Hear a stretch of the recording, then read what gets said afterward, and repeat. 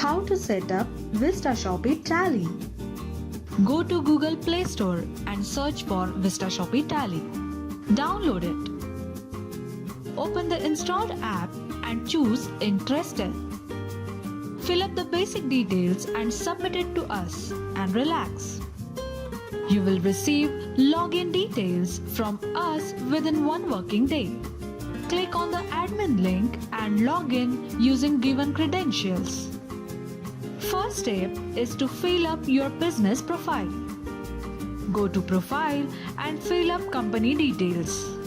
Then fill up the contact details. Under Admin, add those contact details where you want to receive all communications related to this panel. You can add different social media page links of your business or company along with related icons if required. Now let's create user for VistaShopee Tally. Go to Smart, add user for VistaShopee Tally. You can add up to 5 users for your sales and marketing team. Fill up the username and other required details. Congratulations, the first user is created. Now open the VistaShopee Tally app on your mobile. Fill up user details here. You will find the shop ID here. Keep Remember Me ticked while signing in. Congratulations! You have successfully signed in to VistaShopee Tally app.